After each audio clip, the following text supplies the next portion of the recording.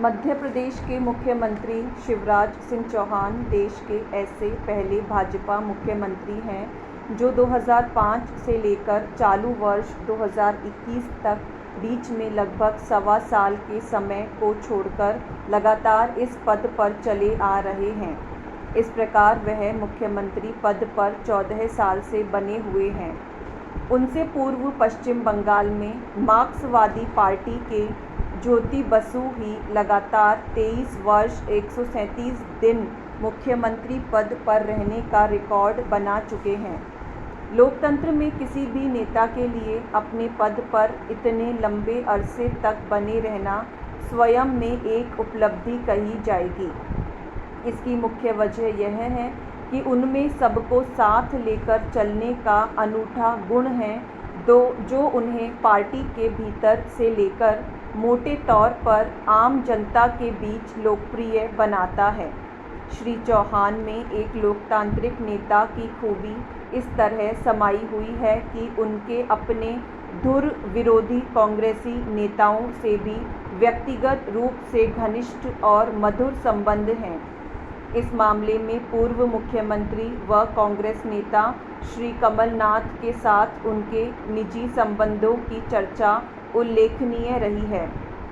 व्यक्तिगत जीवन में ये नेता बहुत अधिक अच्छे मित्र माने जाते हैं, परंतु राजनीतिक स्तर पर एक दूसरे के कट्टर विरोधी भी हैं।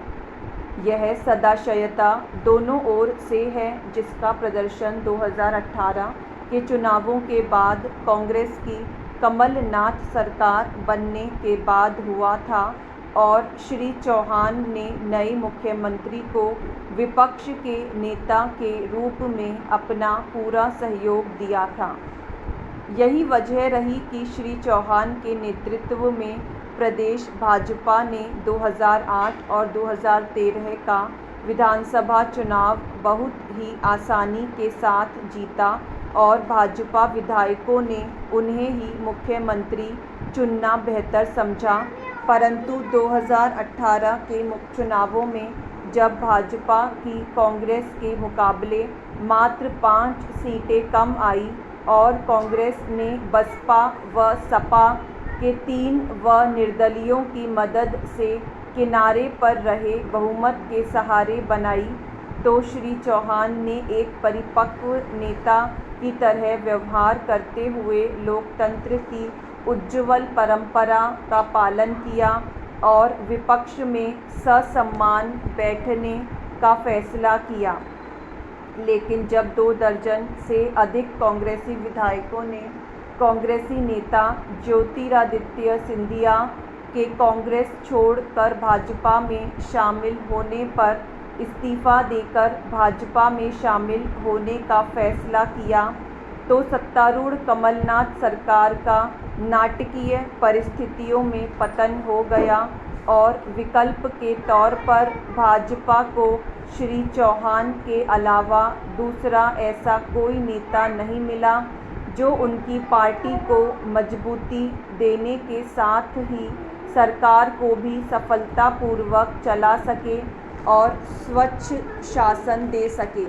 अतः विभिन्न राज्यों में जिस प्रकार भाजपा अपने मुख्यमंत्रियों को आगामी विधानसभा चुनावों को देखते हुए अचानक ही बदल रही है, उसके घेरे में श्री चौहान इसीलिए नहीं आते हैं कि आम जनता पर उनकी पकड़ बहुत मजबूत मानी जाती है। वह एक किसान के बेटे हैं और साहित्य प्रेमी भी हैं।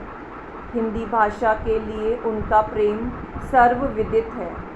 पिछला विश्व हिंदी सम्मेलन उन्हीं के इशारे पर भोपाल में कराया गया था और सफल रहा था। श्री चौहान को राज्य की जनता मामा कहकर संबोधित करती है। इसकी वजह यह मानी जाती है कि श्री चौहान ने अपने शासनकाल में राज्य में लाडली योजना चलाई थी, जिसके तहत गरीब कन्याओं को सरकार की तरफ से मदद धनराशि दी जाती है। इसके बाद से उन्होंने अपने मामा होने का हक अदा कर दिया। चौहान का एक और गुण यह है कि वह राजनीति में शब्दों के चयन का बहुत ध्यान रखते हैं और कभी भी अभद्र या गैर संसदीय लफ्ज़ों का इस्तेमाल नहीं करते हैं। इतना ही नहीं, वह राजनीति में योग्यता के भी पक्के पक्षधर हैं। भाजपा के मुख्यमंत्री होने के बावजूद वह कांग्रेस के राष्ट्रपति रहे स्वर्गीय प्रणब मुखर्जी के महान प्रशंसक रहे हैं और अपने उद्गार प्रकट करने से कभी नहीं हिचकिचाए। बेशक 2018 के चुनावों में भाजपा पूर्ण बहुमत लेने से पीछे रह गई थी, मगर उसके बाद 2020 में जब कांग्रेस के 2 दर्जन विधायकों द्वारा इस्तीफा देने की वजह से इसी वर्ष के अंत तक उपचुनाव हुए, तो श्री चौहान के नेतृत्व में 28 सीटों में से भाजपा को 19 सीटें मिली और उनकी सरकार को विधानसभा में पूर्ण बहुमत प्राप्त हो गया। ये उपचुनाव श्री चौहान के बूते पर ही भाजपा ने जीते थे, अतः उनका अपने पद पर बने रहना भाजपा की ज़मीनी पकड़ की गारंटी ही करता है। दूसरा, उनका गुण सरल स्वभाव भी माना जाता है। वह आसानी से ही सुलभ होने वाले नेता माने जाते हैं। हालांकि उनके खिलाफ विपक्ष लगातार आरोपों की राजनीति में व्यस्त रहता है, मगर वह अपना काम करते रहते हैं। राजनीति में चौकन्ना होकर चलने वाले व्यक्ति भी माने जाते हैं। Para change. लखनऊ से पकड़े गए आतंकियों से पूछताछ में जो जानकारी सामने आ रही है, उसके मुताबिक आतंकियों के निशाने पर सभी बड़े धार्मिक नगर थे: प्रयागराज, वाराणसी, अयोध्या, आगरा, मेरठ और बरेली आदि। भाजपा के कुछ वरिष्ठ नेताओं को मारने की भी साजिश थी।